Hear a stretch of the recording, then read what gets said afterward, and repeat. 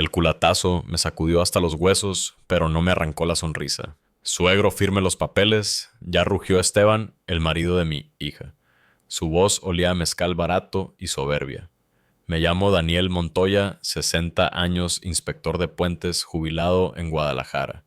Aunque ya no trabajo, todavía distingo una grieta caprichosa en el concreto desde 20 metros de distancia. Y resulta que también sé reconocer un alma podrida de cerca. Y Esteban, con sus botas de piel de avestruz y su traje ajustado como disfraz de narco junior, me lo confirmó esa noche. Los papeles cayeron al suelo de mosaico en la sala de la casa que mi madre me dejó. Entre ellos, como un pájaro herido, reposaba la escritura de la propiedad. Esteban la señaló con la pistola en mano.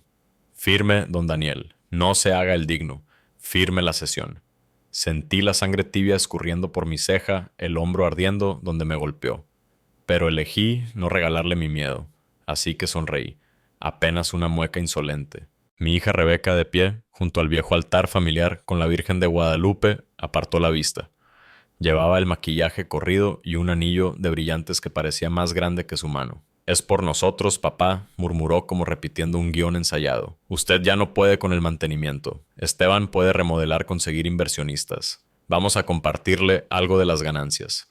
Compartirme como si yo fuera res resbaladiza en un rastro. Mi hermana Lupita me lo había advertido. Ese hombre no se casó con tu hija, se casó con la casa.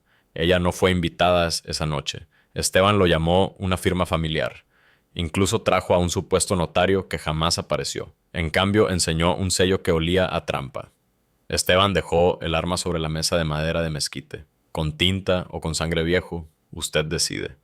Mi hombro latía de dolor, pero yo mantuve la sonrisa. Porque un puente solo colapsa cuando se descubre la última grieta escondida, y yo estaba a punto de exhibirla de él. La casa respiraba recuerdos, los ramos de romero que mi madre colgaba en las vigas, las botas de mi padre alineadas junto a la puerta, las carcajadas de Lupita en los cumpleaños. Yo mismo reconstruí esas paredes tras un temporal. No iba a entregarlas a un gallito de redes sociales. Durante meses, Esteban había rondado como sopilote. Se burlaba de mi pobreza sentimental, presumía su camioneta arrendada, despreciaba que yo llevara tamales caseros a las reuniones vecinales. Me llamaba anticuado como si fuera enfermedad. Rebeca lo miraba como si todo eso fuera oro. Yo observaba, yo escuchaba y sobre todo yo planeaba. Esteban empujó los papeles contra mi pecho. Firme a nombre del Fideicomiso Desarrollo Haley. Mañana temprano vienen los inversionistas. Sonrió a Rebeca. Y amor, en cuanto firme tu papá, subes la noticia a Instagram. #legado. Rebeca tembló. Su celular ya estaba grabando en vivo brillante testigo negro apuntado hacia mí. Llevaba semanas suavizándome con mensajes sobre progreso, audios sobre dejar atrás el pasado y comentarios envenenados sobre mi orgullo obrero. Ella quería escapar de su infancia con un solo video de remodelación. Papá dijo con formalidad fría, no haga esto feo. Yo no hago la fealdad, le respondí quedo. Yo la revelo. Esteban me tomó del mentón obligándome a verlo. Firme. O le juro que... O me va a mostrar qué clase de hombre es, susurré. Ya lo vi. Sus ojos ardieron. Su mano se acercó de nuevo a la pistola. Y entonces entendí que la verdadera grieta estaba a punto de abrirse. El filo metálico de la pistola volvió a rozarme la sien. La sala olía a humo viejo del fogón y a mezcal derramado. Afuera los grillos cantaban como si no pasara nada. Adentro todo pendía de un silencio tenso. Míralo, Rebeca, escupió Esteban los ojos inyectados. El mártir de barrio, el obrero jubilado. Tiene 60, está solo y arruinado. Y todavía se cree dueño de algo, me empujó la frente con el cañón. Actúe agradecido, don Daniel. Este cascarón lo voy a volver famoso terraza, con bar luces de neón, un mural con la cara de su madrecita. Branding papá. Algo más oscuro que la rabia me recorrió. Mi madre había abierto esa cocina para medio vecindario, pozole en las fiestas patrias, champurrado en las posadas, tortillas calientitas para quien tuviera hambre. Y Esteban la reducía a equity de marca. Rebeca soltó una risita quebrada más por nervios que por convicción. Papá, no sea dramático. Esteban sabe lo que hace. De eso no tengo duda, le contesté sereno. El clic del martillo al ser jalado retumbó en la sala. Mi sonrisa se afiló. Oiga, Esteban, le dije despacio. Salude a sus inversionistas. Él volteó instinto puro hacia el aparador donde mi madre guardaba sus santos y un gallito de barro de Tonalá. Entre San Miguel Arcángel y la Virgencita, una lucecita roja parpadeaba. Una cámara diminuta. ¿Qué es eso?, gimió Rebeca bajando el celular. Al Consejo de Preservación le gusta la transparencia, respondí. Y a los bancos también. Y a la policía ni se diga. Esteban lanzó la pistola sobre la mesa y corrió a abrir el aparador. Encontró otra lucecita roja encendida en la viga del techo, y otra más brillando junto al crucifijo. La casa lo observaba como un enjambre de ojos. «Me está grabando, viejo», su voz se quebró. «Cuidadito», le advertí. «Ese gallito de barro es vintage». Entonces, desesperado, volvió a apuntarme, y apretó el gatillo. El estruendo sacudió la sala. El humo salió disparado, pero nada atravesó el aire. Ninguna bala. Solo un rugido vacío. Esteban palideció. Jaló de nuevo.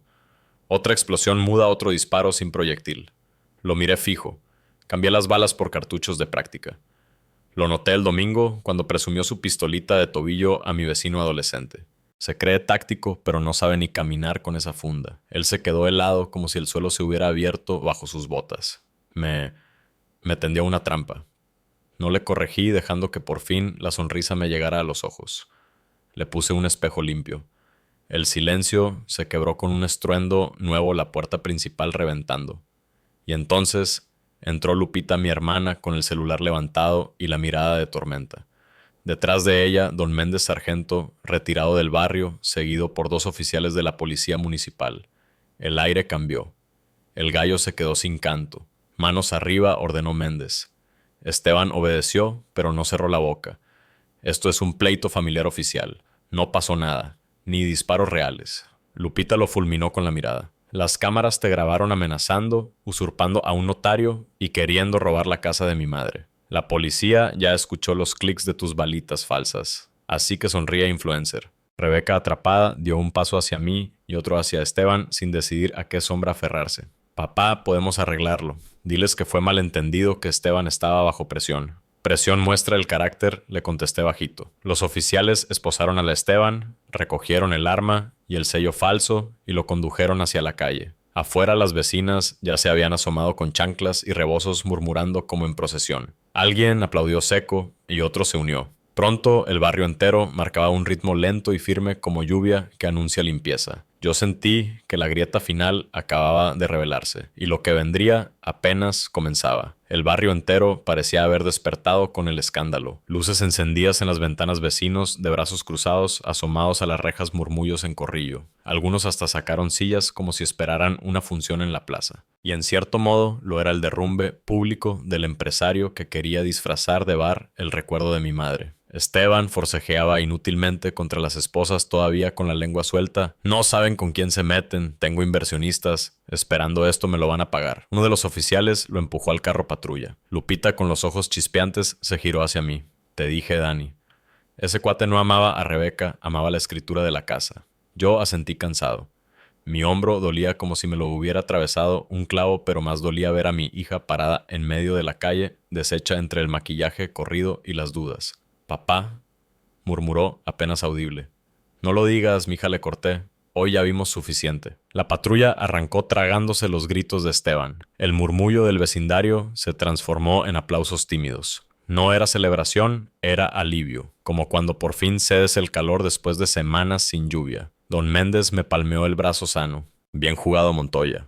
Bien jugado». Yo solo pude sonreír leve. Sabía que lo más duro no era aguantar un culatazo ni resistir la amenaza de una pistola vacía. Lo verdaderamente difícil estaba por venir, enfrentar la resaca familiar. Rebeca seguía allí, con el celular apagado en la mano, como si no supiera qué hacer sin la cámara grabando. Dio 2 pasos hacia mí y los detuvo. «Papá, yo solo quería que saliéramos adelante». Lupita se cruzó de brazos, lista para soltar metralla verbal, pero la detuve con un gesto. «Mija, adelante, no se consigue pisando atrás lo que nos sostiene». Ella bajó la mirada. En su dedo, el anillo de brillantes seguía brillando insolente, símbolo de la jaula que había aceptado. Esa noche nadie durmió. Los oficiales se quedaron un rato más recogiendo pruebas, tomando fotos, asegurando las cámaras que yo mismo había instalado semanas antes con ayuda de un vecino ingeniero. «¿Desde cuándo planeaba esto?», preguntó Méndez curioso. Desde que lo escuché burlarse de mis tamales en la junta de colonos contesté. Se rió, aunque sabía que no era chiste. A veces lo más pequeño revela al que viene con colmillos escondidos. Cuando al fin se fueron todos, quedamos Lupita, yo y el eco de la casa. Rebeca se había marchado en silencio sin mirar atrás. Lupita me sirvió un tequila directo en un vaso de vidrio con flores de esos de la abuela. Por la casa brindó. Por los que la defienden, añadí yo. Chocamos los vasos. El líquido ardió en la garganta, pero calentó el alma. Al amanecer, la calle estaba limpia como si la tormenta hubiera sido un mal sueño. Solo el hombro amoratado y la ceja partida me recordaban la violencia de la noche. Me senté en el portal con café de olla y pan dulce mientras los primeros vecinos pasaban rumbo al trabajo. Algunos levantaron la mano en saludo, otros se acercaron a darme palmadas en la espalda. Bien hecho, don Daniel. Así se cuida la herencia. Su mamá estaría orgullosa. Yo agradecía con la mirada. En México la voz de la comunidad pesa tanto como una sentencia. Y yo sabía que esa voz, a diferencia de Esteban, nunca se alquila. El sol se asomaba entre los cables y los jacarandas pintando de morado las banquetas. Respiré hondo. La batalla legal apenas iba a comenzar, pero la moral ya la habíamos ganado. Porque a veces lo más importante no es la casa misma, sino el eco que guarda la risa de un padre, el consejo de una hermana, la mirada de un barrio que sabe quién eres de verdad. Y esa mañana, más que nunca, comprendí que la grieta de Esteban ya no tenía remedio. El escándalo de aquella noche no tardó en correrse como pólvora por todo el barrio y más allá. En la tiendita de la esquina, en la panadería, hasta en la misa de 7, todos murmuraban la misma pregunta. ¿Cómo se atrevió ese tal Esteban a querer quitarle la casa a don Daniel? Yo, mientras tanto, lidiaba con el silencio pesado que había dejado Rebeca. No volvió al día siguiente ni llamó. Solo recibí un mensaje breve, como escrito a medias: «Papá, lo siento, hablemos luego». Nada más. Y en esas pocas palabras se asomaba el torbellino de vergüenza y dudas que ella cargaba. Lupita, en cambio, estaba más activa que nunca. Dani dijo una mañana, entrando con una charola de conchas recién horneadas: «No podemos dejar que ese infeliz se salga con la suya. Lo van a querer pintar como malentendido familiar. Tú tienes que plantarte firme». «Ya lo sé», Lupe respondí soplando el café de olla. «Pero también es mi hija. Tu hija tendrá que escoger de qué lado como está. Y no puedes seguir jugando a ser cómplice». Sus palabras me dolieron más que el hombro amoratado. Tenía razón, pero una parte de mí todavía quería creer que Rebeca podía despertar, que la sangre llama aunque el brillo de los lujos la encandile. Los días siguientes estuvieron llenos de visitas inesperadas. Vecinos que venían a dejar guisados, tortillas hechas a mano, hasta flores para la Virgen del altar. Cada uno repetía lo mismo: «No está solo, don Daniel. Esa casa es de todos». Y yo entendía que la defensa de la herencia no era solo mía. La comunidad entera se sentía atacada. Una tarde, mientras arreglaba la puerta astillada por la entrada de la policía, se acercó don Ramón, un albañil viejo que había trabajado conmigo en reparaciones del puente del barrio hacía décadas. «Montoya, ¿te acuerdas cuando levantamos el muro después del deslave? ¿Cómo olvidarlo? Casi nos carga la corriente». Pues ahora es igual, solo que el río no es agua, es gente que se cree dueño de todo. Y tú, otra vez, tienes que ser el pilar. Lo abracé agradecido. Palabras así son las que sostienen a un hombre cuando el cansancio amenaza con doblarlo. La noticia de la detención de Esteban salió en los periódicos locales y hasta en un noticiero de televisión. Lo pintaron como empresario inmobiliario acusado de fraude y amenazas. En las redes sociales algunos lo defendían, pero la mayoría se burlaba: «el magnate de balas de salva». Yo observaba todo con calma.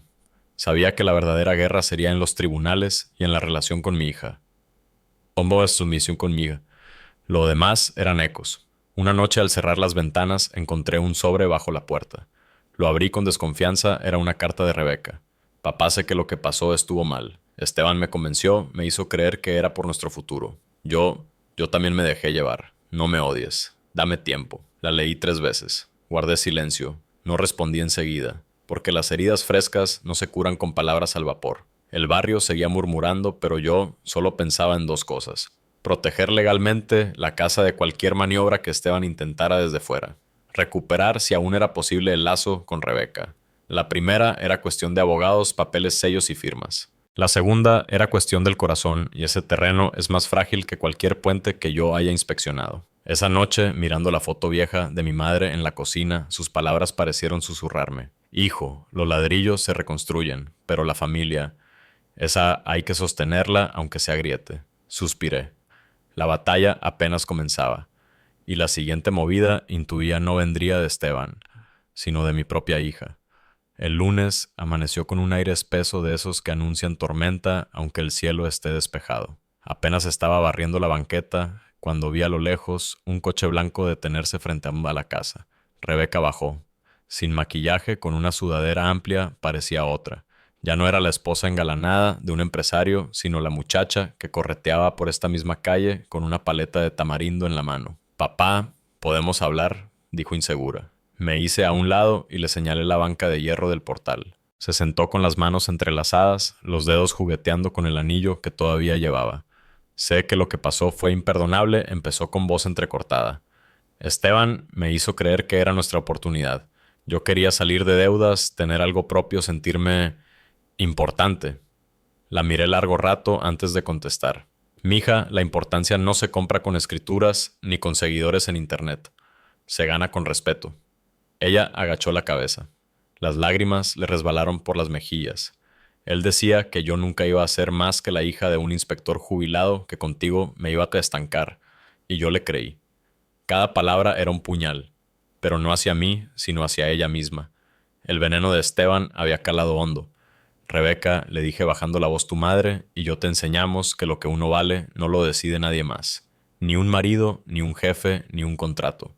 Y mucho menos alguien que te obliga a traicionar tus raíces. Ella sollozó, tapándose la cara.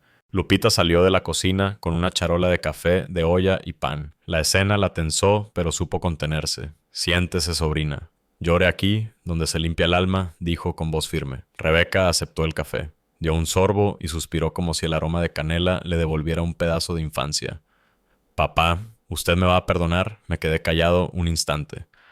El perdón no es moneda que se dé a cambio de nada, pensé, pero tampoco se niega cuando la sangre lo pide. Te voy a perdonar, mija, pero con condiciones. La miré a los ojos. Aquí no entras con cámaras, ni con Esteban, ni con cuentos de inversionistas. En esta casa se viene a compartir, no a vender. ¿Entendido? Ella asintió temblando. Un silencio pesado nos envolvió.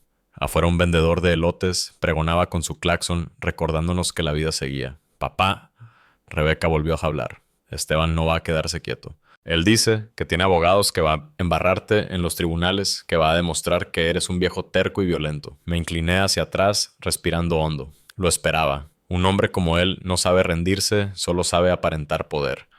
Que lo intente, dije con calma. Los papeles, las grabaciones, el barrio, todo esto está de nuestro lado. Lupita sonrió de medio lado. Y que no se olvide, aquí en México lo peor que puedes tener en contra es a la comunidad. Y la tuya ya lo juzgó. Rebeca miró a su tía, luego a mí. Yo no sé de qué lado ponerme. No es de qué lado, hija, le respondí apretando su mano. Es del lado correcto. Cuando se fue el sol, ya se ocultaba tras los tejados. La casa volvió a quedar en silencio, pero un silencio distinto, menos hostil. Había una grieta entre nosotros, sí, pero también un puente posible. Esa noche me dormí con una certeza: Esteban iba a contraatacar y lo haría con todo el cinismo que lo caracterizaba. Pero ahora yo no estaba solo. Tenía a Lupita, tenía al barrio y quizá poco a poco volvería a tener a mi hija. Lo que no sabía era la forma en que Esteban pensaba devolver el golpe. Y esa, me temía, sería la prueba más dura. La primera andanada de Esteban no tardó en llegar.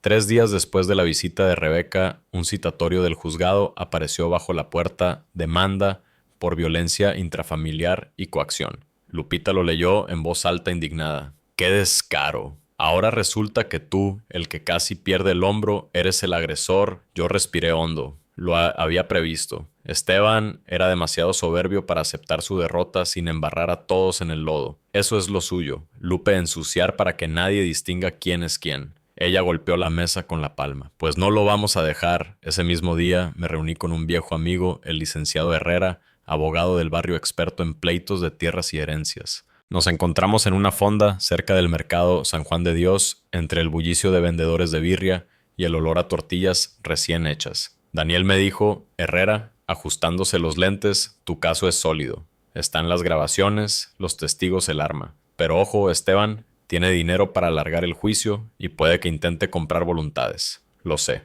¿Qué me recomiendas? Primero, registrar la casa formalmente en el catálogo de patrimonio histórico. Con eso no podrá tocar ni una viga sin permiso del INAH.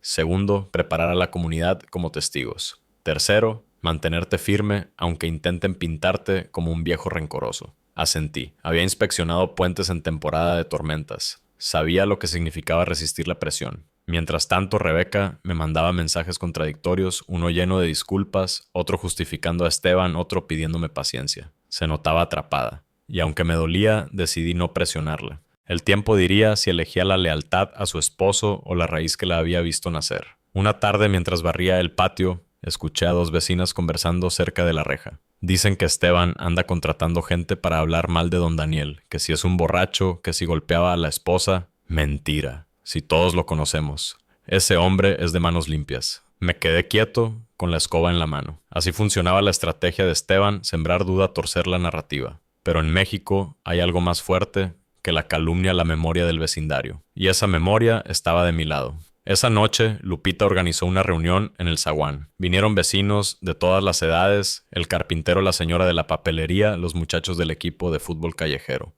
Trajeron sillas, refrescos, hasta una guitarra. «Estamos contigo», don Dani dijo uno de los jóvenes. Ese tipo quiso humillarnos a todos. «Y si hay que declarar, declaramos», añadió la señora de la tienda. Los miré a todos con los ojos húmedos. Gracias, pero no es solo por mí. Esta casa es parte del barrio, y si la defendemos juntos, ningún especulador podrá arrancarnos nuestra historia. Un aplauso cerró mis palabras. El eco de las palmas rebotó en las paredes como una promesa. Ya de madrugada, al quedarnos solos, Lupita me miró seria. «Dani, ¿y si Esteban logra jalar a Rebeca de su lado?» Tragué saliva. Esa era la pregunta que me quitaba el sueño. Entonces tendré que resistir doble. Por la casa y por ella. Miré hacia el altar, donde la Virgen parecía observarnos. Le pedí en silencio la fuerza de aguantar lo que se venía, porque la tormenta apenas estaba empezando. El día de la primera audiencia amaneció gris como si el cielo mismo presintiera la podredumbre que se iba a ventilar. Lupita insistió en acompañarme con su rebozo azul y una carpeta bajo el brazo repleta de copias certificadas, fotografías y declaraciones vecinales. «No te me achiques», Dani me advirtió en el camión rumbo al centro. «Allá van a querer pintarte como ogro, pero tú eres el que sostuvo este barrio cuando las tormentas tumbaban techos. No se te olvide». El juzgado estaba lleno de pasillos húmedos y rostros cansados. Afuera, vendedores de tortas de tamal ofrecían desayuno a los que llegaban nerviosos. Yo apenas probé un sorbo de café en vaso de unicel. La boca se me había secado. En la sala, Esteban se presentó impecable, traje de diseñador, corbata roja y esa sonrisa pulida que siempre me pareció más máscara que gesto. A su lado, un abogado de acento fresa acomodaba papeles como si fueran fichas de dominó.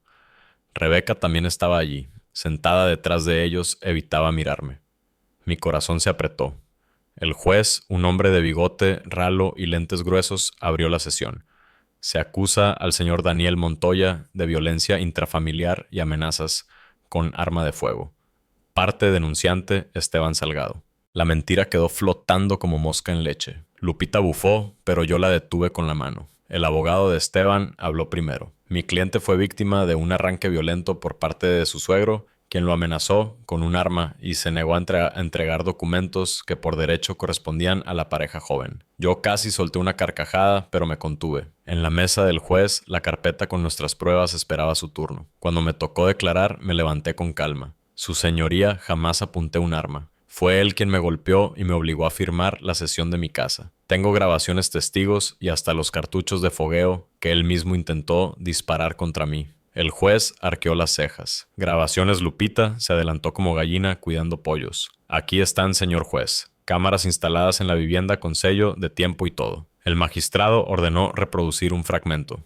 En la pantalla apareció Esteban sudoroso apuntándome con la pistola mientras su voz resonaba con tinta o con sangre viejo. Un murmullo recorrió la sala. Rebeca se tapó la cara con las manos. El abogado de Esteban intentó objetar, pero el juez lo calló con un gesto. «Lo que veo aquí no es al señor Montoya agrediendo, sino defendiéndose». Esteban perdió el color. Entonces se levantó mi hija.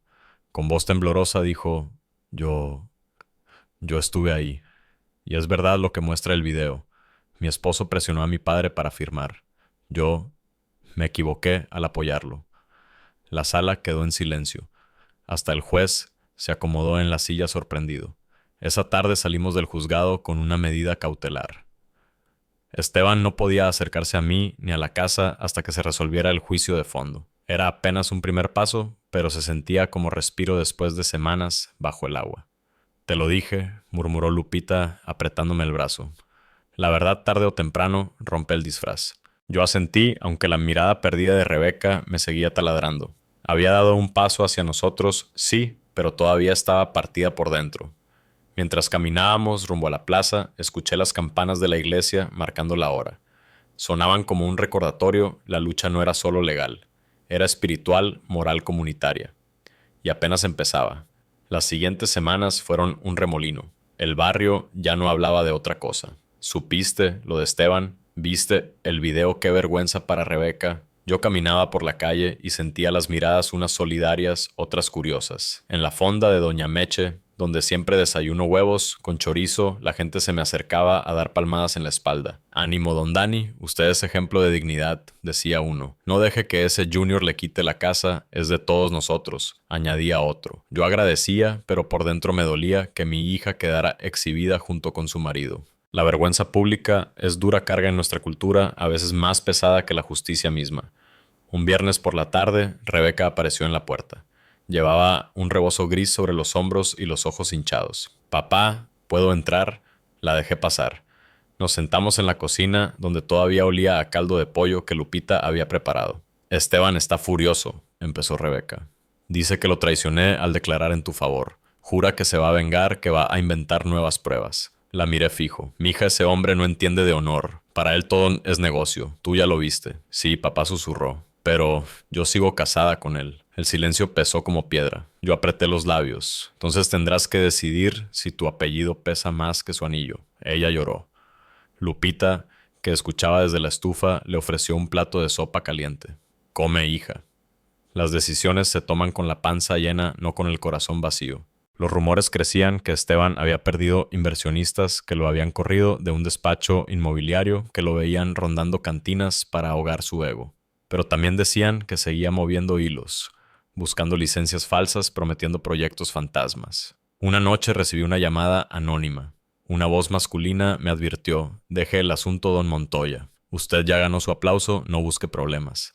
Colgué sin responder. Sabía que era él, y su amenaza sonaba hueca como los balazos de Salva que me disparó. Mientras tanto, el barrio se organizaba. Los muchachos pintaron un mural en la barda lateral de la casa, la imagen de mi madre ofreciendo un plato de frijoles a unos niños rodeada de flores de cempasúchil. Abajo escribieron: «Herencia es comunidad, no mercancía». Cuando lo vi, se me humedecieron los ojos. Ese mural era un escudo más fuerte que cualquier documento legal, porque en México lo que se plasma en una pared del barrio se convierte en verdad colectiva. Pero no todo era resistencia. Una noche Rebeca regresó llorando. «Papá Esteban me gritó que si no retiro mi testimonio va a difundir cosas de usted, chismes horribles. Dice que tiene videos editados para hacerle daño». Le puse la mano en el hombro. «Que lo intente. La mentira vuela rápido, pero la verdad siempre aterriza». Ella me abrazó como cuando era niña y tenía miedo a las tormentas. Sentí que aún había esperanza, aunque la sombra de Esteban seguía cerniéndose sobre nosotros. Esa misma madrugada escuché un ruido afuera. Salí con la lámpara en mano. La puerta principal tenía pintadas en rojo, letras torcidas: «Viejo traidor». Lupita apareció detrás de mí, indignada. Fue él. Claro que fue él. Yo respiré profundo. Sabía que la guerra de Esteban acababa de pasar a otra etapa, la de la intimidación directa. Miré las letras rojas brillando bajo la luz de la calle y pensé: un puente aguanta mientras tenga cimientos firmes.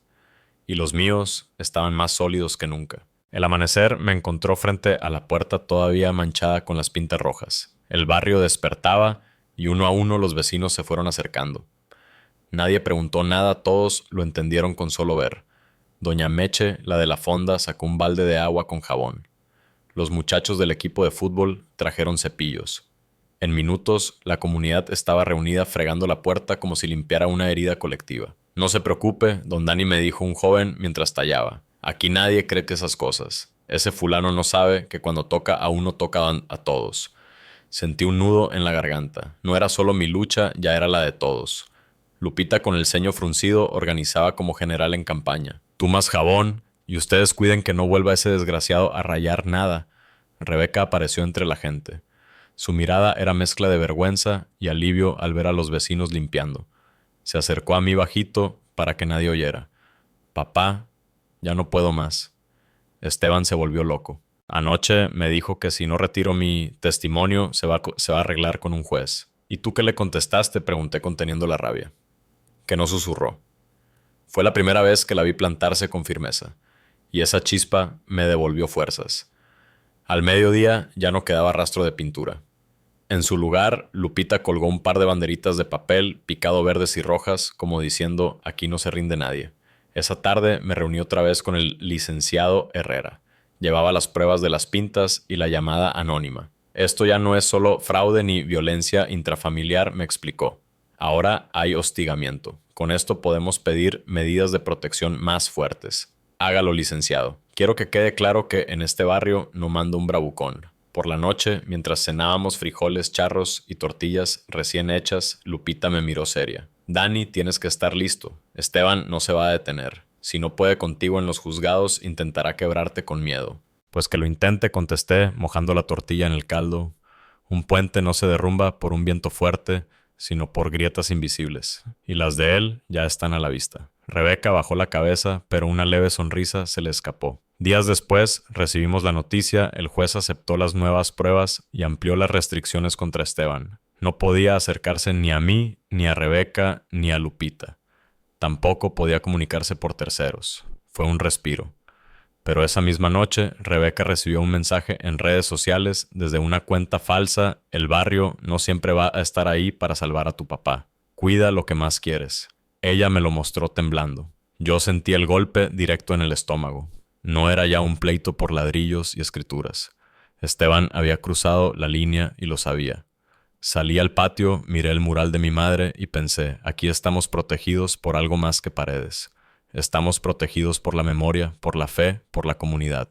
Pero también entendí que la siguiente jugada de Esteban sería peligrosa, porque un hombre que pierde poder y prestigio se convierte en lo más temible, un animal acorralado. Y yo debía estar listo para ese zarpazo. La tensión se respiraba en cada rincón. Aunque el juez había impuesto medidas de protección, todos sabíamos que Esteban no se detendría. En el barrio, los vecinos ya habían montado una especie de guardia espontánea, jóvenes en bicicletas.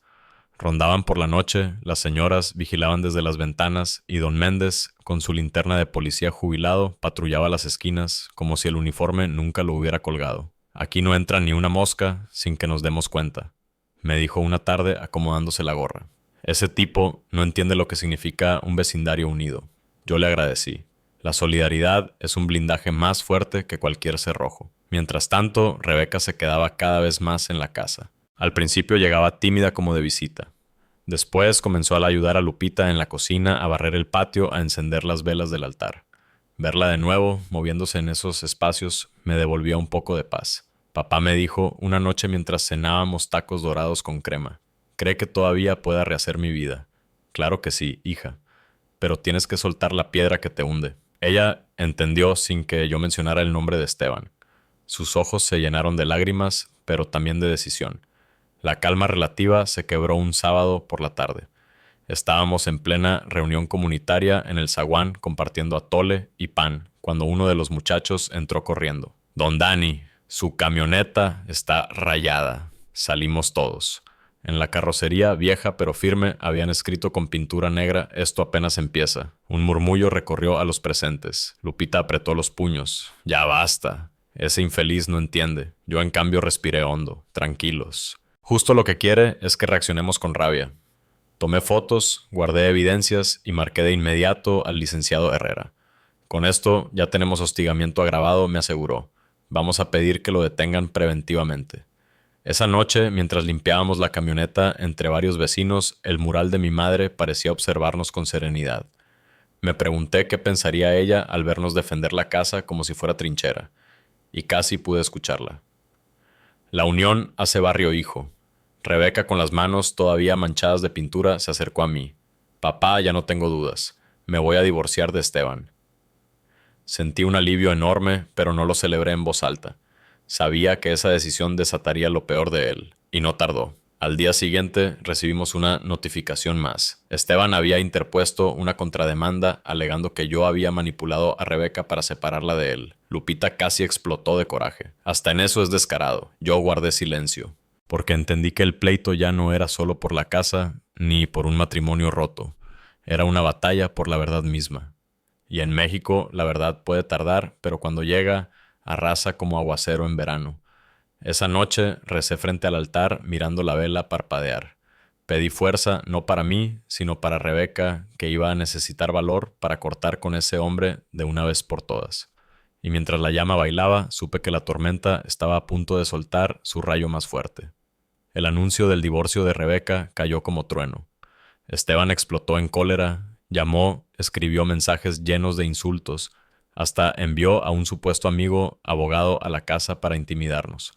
Lo atendí en la banqueta, con todo el barrio, observando desde las ventanas. Dígale a Esteban que aquí no se amenaza, a nadie le solté firme, y que los jueces no se compran con gritos.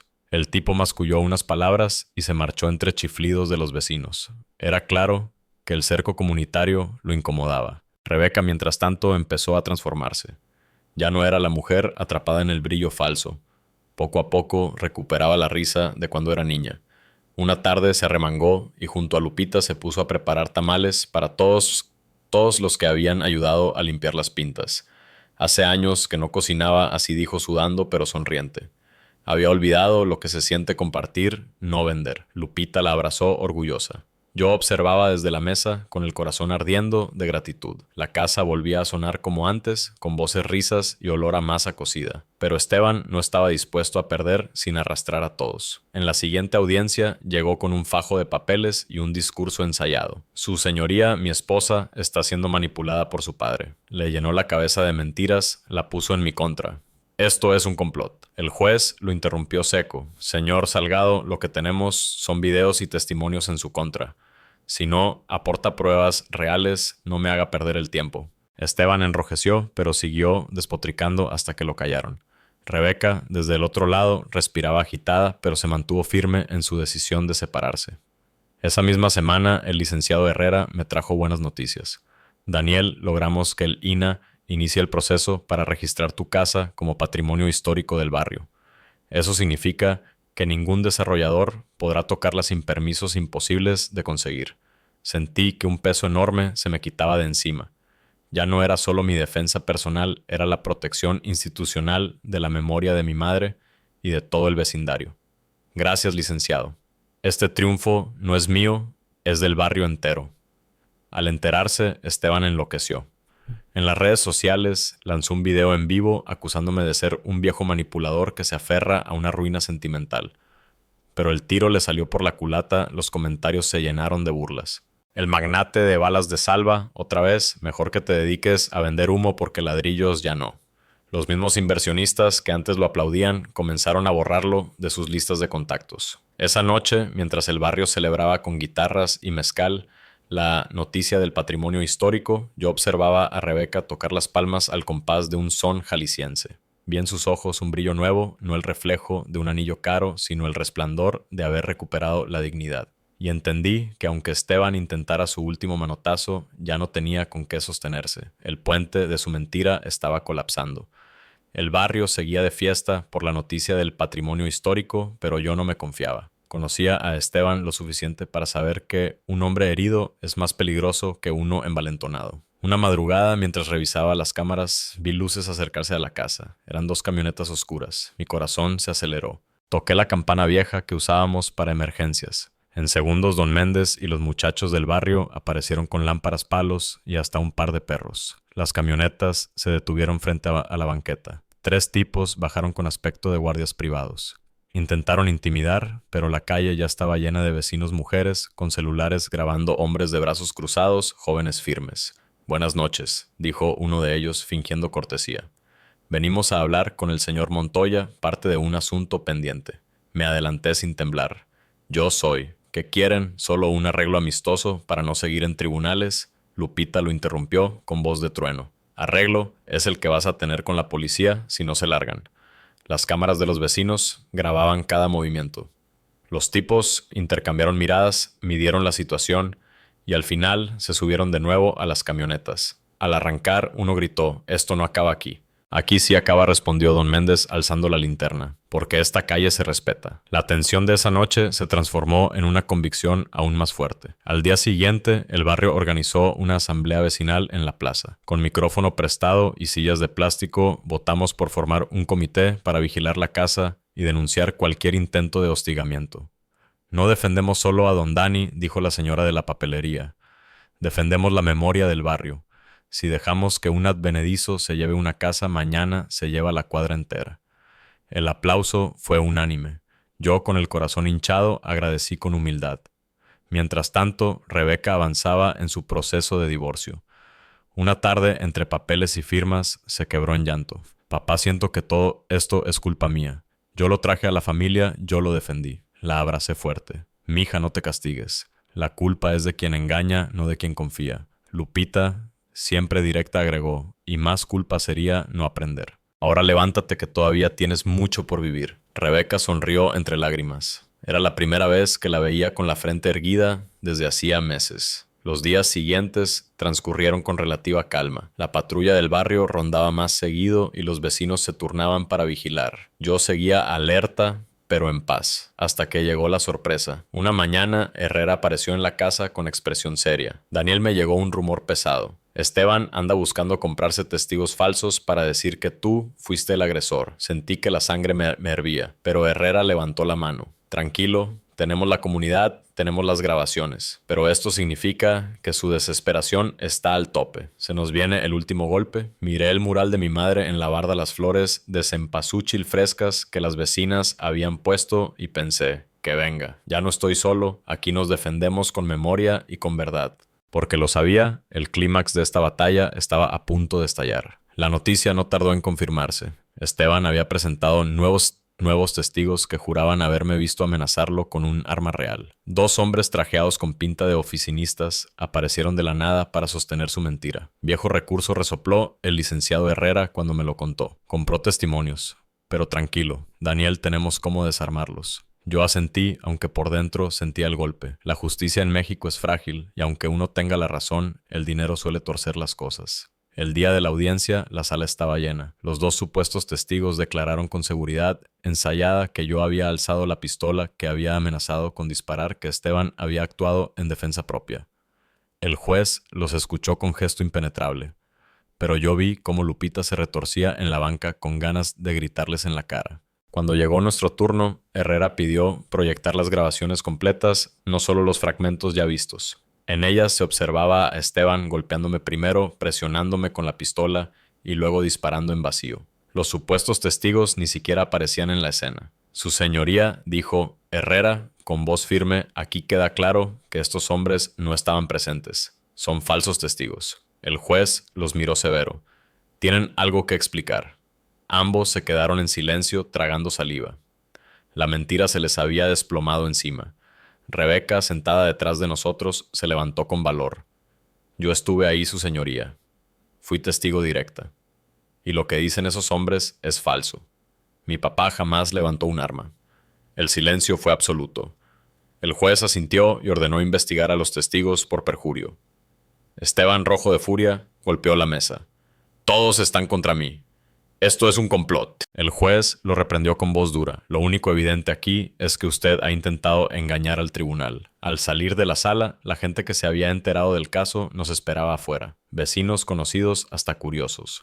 Cuando vieron a Rebeca, de mi lado la aplaudieron. Ella bajó la cabeza, pero sus ojos brillaban de dignidad recuperada. Papá me dijo, tomándome de la mano: «Ya no tengo dudas. Estoy contigo, con la casa, con el barrio. Esteban ya no me va a arrastrar más». Sentí que se me aflojaban las piernas, no por cansancio, sino por alivio. Después de tanto, al fin, mi hija estaba de regreso. Esa noche, el barrio organizó una cena espontánea en el patio: pozole, tostadas, refrescos y guitarras. Todos celebraban la caída del engaño. Esteban, cada vez más aislado, se convertía en motivo de burla. «De magnate pasó a payaso», dijo don Ramón, sirviéndose otra tostada. «Y lo peor», agregó Lupita, «es que ni siquiera sabe que ya perdió». Yo los escuchaba agradecido. Pero en el fondo sabía que Esteban aún no se rendiría. Era como un río crecido, aunque se esté secando, siempre intenta arrastrar lo que encuentre a su paso. Miré el mural de mi madre iluminado por las velas y pensé que venga con lo que quiera. Aquí lo vamos a enfrentar. Porque lo peor que le puede pasar a un hombre sin raíces es toparse con una comunidad que no se vende. El golpe de Esteban no se hizo esperar. Una madrugada, cuando el barrio dormía, intentó su jugada más baja, incendiar la casa. Yo desperté con el ladrido desesperado de los perros y el olor a humo. Corrí al patio, una esquina de la barda, ardía envuelta en llamas pequeñas, pero feroces. Lupita gritaba a los vecinos, salían en pijama con cubetas, y Rebeca corría con la manguera. Agua rápido, ordenó don Méndez, que apareció con una linterna y la voz de mando intacta. En minutos, el barrio entero estaba ahí formando cadena humana con cubetas desde la toma de agua hasta la barda. El fuego chisporroteaba, pero ante la unión se rindió. Al poco rato, solo quedaba humo y tizne. Cuando la policía llegó, encontró un bote de gasolina tirado a pocos metros, y una cámara del vecino había grabado una silueta corriendo hacia una camioneta blanca. No hacía falta decir quién era. Ahora sí lo tenemos, dijo Herrera cuando le mostré el video. Yo, en cambio, me quedé en silencio. No sentía triunfo, sino una tristeza honda. Esteban había caído tan bajo que ya no buscaba ganar, sino destruir. El barrio, lejos de asustarse, se fortaleció. Al día siguiente, amaneció la barda reparada con ladrillos nuevos, pintada de cal fresca. Y los jóvenes del equipo de fútbol pintaron encima un nuevo mural, una paloma blanca sobre llamas apagadas, con la frase: «Aquí no se rinde nadie. Esto es más fuerte que su gasolina», me dijo uno de ellos, «porque donde él quema, nosotros sembramos». Sentí que mi madre nos miraba desde el cielo sonriendo. En la audiencia siguiente, las pruebas del intento de incendio se presentaron. El juez ya no tuvo paciencia. «Señor Salgado, usted representa un peligro para esta familia y para la comunidad. Ordeno su detención preventiva mientras se resuelve la causa». Esteban estalló en insultos. Lo tuvieron que sacar, esposado, escupiendo amenazas que ya nadie creía. La sala lo miró como se mira a un animal atrapado con una mezcla de lástima y alivio. Rebeca lloró al ver a su esposo reducido a eso. «Papá, todavía me duele». La abracé. «El dolor pasará, hija. Lo que no podemos permitir es que pase el veneno». Ella asintió con los ojos húmedos pero firmes. Esa noche el barrio volvió a reunirse en mi casa. Guitarras, pozole, cerveza fría. Lupita levantó un brindis por la memoria de nuestra madre, por la dignidad de este barrio y por la fuerza de no dejarnos nunca. Todos aplaudieron. Y yo, mirando el altar iluminado por velas, pensé que la batalla estaba llegando a su fin. Pero también sabía que el último capítulo aún no estaba escrito, porque más allá de Esteban quedaba una herida que necesitaba sanarla de mi propia familia. Con Esteban detenido, la calma volvió poco a poco al barrio. Pero dentro de la casa quedaba una herida abierta, la relación con Rebeca. Ella pasaba las tardes ayudando a Lupita en la cocina, amasando tortillas o picando verdura. A veces reía con naturalidad, como en otros tiempos, pero otras se quedaba callada mirando al vacío. Una noche, mientras todos cenaban en el patio, me pidió hablar a solas. Nos sentamos bajo el árbol de guayaba que mi padre había sembrado. «Papá», empezó con voz temblorosa, «no sé cómo reparar todo el daño que causé. Le fallece a usted a la memoria de la abuela al barrio». «Mija», le dije mirándola a los ojos, «lo importante no es el error, sino lo que uno hace después. Tú abriste los ojos y diste el paso correcto, aunque tarde. Eso también es valor». Ella lloró, apoyando la cabeza en mi hombro. «Algún día podré recuperar el respeto de todos. El respeto no se pide», respondí. «Se construye como un puente ladrillo por ladrillo, acción por acción». Con el tiempo la comunidad comenzó a incluirla de nuevo. La señora de la papelería la invitó a un taller de manualidades. Los jóvenes le pidieron consejos para redes sociales y en las posadas la vi cantar villancicos sin vergüenza. El barrio que sabe castigar también sabe perdonar cuando ve sinceridad. Una tarde Lupita me dijo al oído: «Tu hija está regresando, Dani, pero no la sueltes, todavía está frágil». Asentí. A veces la veía mirar al horizonte como preguntándose en qué momento perdió tanto tiempo con Esteban. El proceso legal avanzaba. Herrera nos confirmó que el patrimonio histórico ya estaba aprobado oficialmente. «Tu casa está blindada, Daniel. Ningún especulador podrá meterle mano». Lloré en silencio, no por la casa en sí, sino porque era como escuchar a mi madre decirme: «Lo lograste, hijo. Protegiste nuestra historia». Pero había una última grieta por cerrar. Un domingo después de misa, Rebeca se acercó a Lupita. Tía, sé que usted me odió por lo que hice, pero quiero pedirle perdón. Lupita la miró con dureza. No te odié, niña. Te quise sacudir porque veía que estabas dejando que te compraran. Si hoy estás aquí es porque te atreviste a romper esas cadenas, y eso merece respeto. Rebeca rompió en llanto. Lupita la abrazó fuerte y yo al verlas sentí que el puente familiar se estaba reconstruyendo. Esa noche en el altar encendimos una vela especial para mi madre. Todos juntos rezamos un rosario breve. Al terminar el silencio, fue profundo pero no pesado, era un silencio de paz. Yo pensé, la batalla casi termina. Lo que queda ahora es curar, reconstruir y honrar la memoria. Pero todavía faltaba que el juez dictara la sentencia final contra Esteban. Y ese sería el cierre definitivo de esta historia. El día de la sentencia llegó con el repique solemne de las campanas de la iglesia del barrio. Desde temprano la gente me deseaba suerte en la banqueta, en la fonda, hasta el voceador del periódico me regaló una sonrisa cómplice. Era como si toda la comunidad caminara conmigo hacia el juzgado. La sala estaba llena, vecinos curiosos, reporteros locales y en primera fila, Lupita con su rebozo azul y Rebeca con el rostro firme. Esteban entró esposado con el cabello desordenado y la arrogancia hecha jirones. Ya no era el magnate inmobiliario, sino un hombre derrotado sostenido apenas por su rabia. El juez repasó el expediente, amenazas, intento de fraude, testigos falsos, hostigamiento y el incendio frustrado. Luego alzó la mirada. Señor Salgado, este tribunal no solo juzga delitos, sino también actitudes que hieren a una comunidad entera. Usted intentó despojar, intimidar y destruir. La ley lo condena a trabajos comunitarios, restitución económica y la prohibición definitiva de ejercer como notario o intermediario inmobiliario. Un murmullo recorrió la sala. Esteban palideció.